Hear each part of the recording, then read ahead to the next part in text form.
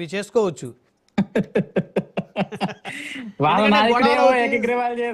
గొడవలు సమస్యలు లేకుండా చిన్నప్పరెడ్డి గారు చెప్పిన దాంట్లో కూడా ఒక పాయింట్ ఉంది, ఒక విషయం వాస్తవం మనం ఒప్పుకోవాలి బ్రహ్మరెడ్డి గారు. అంటే ఇప్పుడు ఒక పల్లెలో ఒక పంచాయతీ ఎన్నికలు ఉంటే చెప్పండి.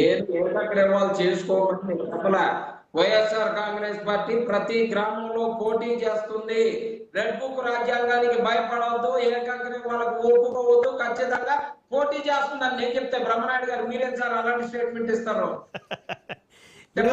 మనం మాట్లాడింది లైవ్ లో, మనం ఏం పర్సనల్ కూర్చొని మాట్లాడుకోలేదు. మీరే కదా సార్ ఏకగ్రీవాలు మంచిదేనని మీ నోటితో మీరు అన్నారు, మళ్ళీ నేను స్టేట్మెంట్ ఇస్తా అంటారండి. అజయ్ గారు మీరు వినపలేదా వారు అన్నది? అదే దాన్నే కంటిన్యూషన్ చేస్తాను బ్రహ్మరెడ్డి గారు. ఇందాక చిన్నరెడ్డి గారు చెప్పిన దాంట్లో ఒక విషయాన్ని యాక్సెప్ట్ చేస్తా. పంచాయతీలు అన్నప్పుడు గ్రామాల్లో సర్పంచ్ ఎన్నికలు ఎలా ఉంటాయంటే ఏంటంటే అవి సింబల్ ఎలక్షన్ కాదు, వాస్తవానికి సర్పంచ్ ఎన్నికలు. అవి ఏంటంటే కొన్ని గుర్తులు ఇస్తారు, అది తెలుగుదేశం, వైసీపీ, జనసేన సింబల్ ఉండదు, అదర్ దాన్ వేరే సింబల్స్ ఉంటాయి దానికి.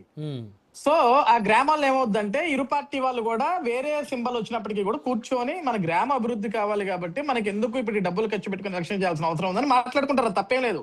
అదేంటంటే స్నేహపూర్వకమైన రాజకీయం. అవును. ఇక్కడ జగన్మోహన్ రెడ్డి గారు చెప్పిన అంశం ఏంటంటే ఏ గ్రామంలో కూడా ఎక్కడ కూడా ఏకగ్రీవాలు జరగకూడదు, జరిగితే నేను మీకు ఎమ్మెల్యే టికెట్ ఇవ్వనంటాడు ఆయన. పొరపాటున ప్రజలందరూ గ్రామంలో తీర్మానించుకొని ఎందుకు మళ్ళా మన గొడవలు కొట్లాట్లు, ఈ రాజకీయ నాయకులు పై స్థాయిలో బాగానే ఉంటారు, అందరం కలిసి ఒకరిని ఎన్నుకుందాం, మన ఊర్లో గుడి బాగు చేసుకుందాం, బడి బాగు చేసుకుందాం, రోడ్లు బాగు చేసుకుందాం, అందరం కలిసి ఆ ఎన్నికల డబ్బులు ఏదో మనం అందరం కలిసి చేసుకుందాం అని ఇద్దరు అభ్యర్థులు కలిసి ఏకగ్రీవం చేసుకుంటే వైసీపీ ఇన్ఛార్జ్ వచ్చాడే. ఇంకా మరి ఇప్పుడు అదే సమస్య. ఇప్పుడు వైసీపీ ఇన్ఛార్జీలందరినీ జగన్మోహన్ రెడ్డి గారు ఏం చేశారు, ఒక బోన్ లో పెట్టేశాడు తీసుకెళ్లి. మీరు పెట్టకపోతే మీకు సీట్ లేదంటాడు.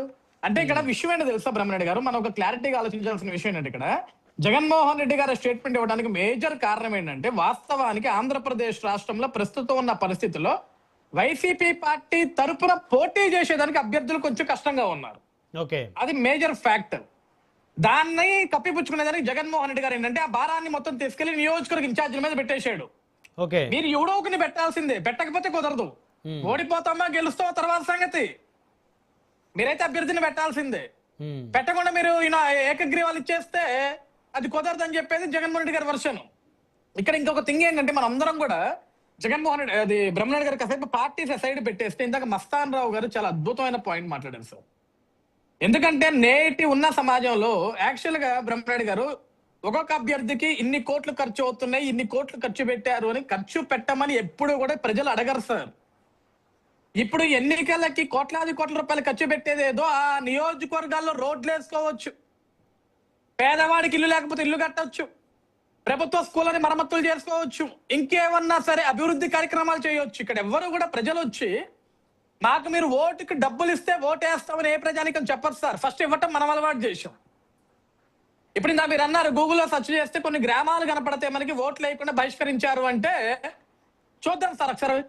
అసలు అందరి పార్టీలు కూర్చొని కాసేపు రాజకీయాలు పక్కన పెట్టి రేపు జరిగే స్థానిక సంస్థ ఎన్నికల్లో ₹1 కూడా తీయకుండా ఏ నాయకుడు అయినా సరే, ఏ పార్టీ అయినా సరే ₹1 కూడా మేము తీయం, ₹1 కూడా మేము ఓటుకు వేయం.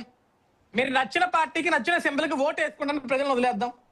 ఒక్క ఎలక్షన్ అందరూ ఏకతాటి మీదకి వచ్చి ఒక్క ఎలక్షన్ అభ్యర్థులు అందరూ పుణ్యం కట్టుకుంటే మనం ఈ రాష్ట్రాన్ని జరగదు బ్రహ్మనాయుడు గారు, అది జరగదు. ఎందుకు జరగదు అంటే బ్రహ్మనాయుడు గారు ఇక్కడ ప్రతి పార్టీకి ఒక భయం ఉంటుంది, గెలవాలి అనే ఒక ఆలోచన ఉంటుంది.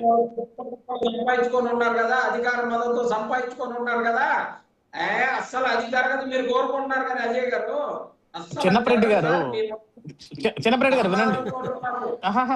గారు వినండి, నేనేమన్నానంటే సార్, నేను స్టార్టింగ్ ఒకటి కోట్ చేశాను మీకు, పార్టీని పక్కన పెడదామంటాను.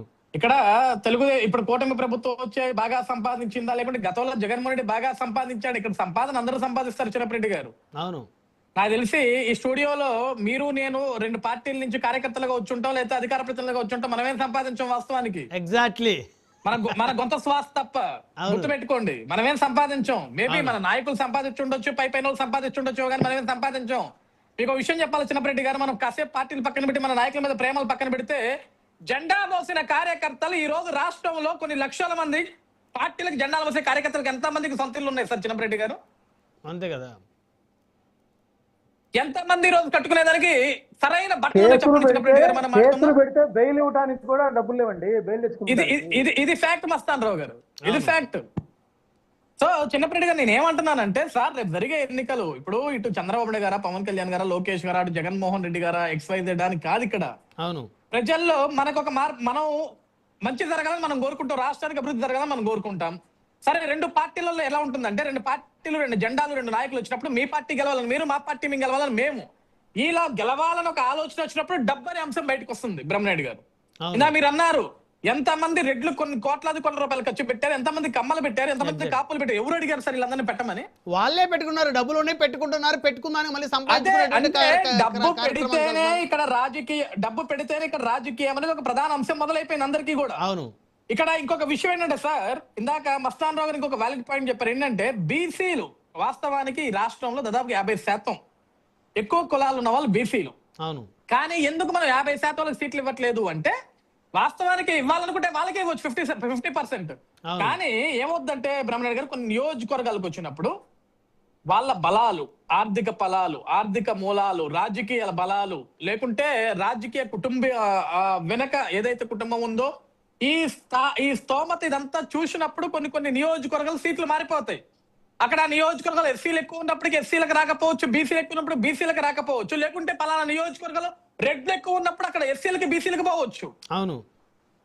సో ఇక్కడ ఏంటంటే ఏ రాజకీయ పార్టీ కూడా పలానా కులానికి మేము ఎక్కువ చేశాం అని చెప్పుకోకూడదు, చాలా తప్పది. చేయాల్సిన బాధ్యత మంది. మనం బీసీకి చేస్తున్నావా, ఎస్సీకి చేస్తున్నాం, మైనార్టీకి చేస్తున్నాం, ఎస్టీకి చేస్తున్నాం కాదు, మనం జనానికి చేస్తున్నాం మంచి అనేది. అవును.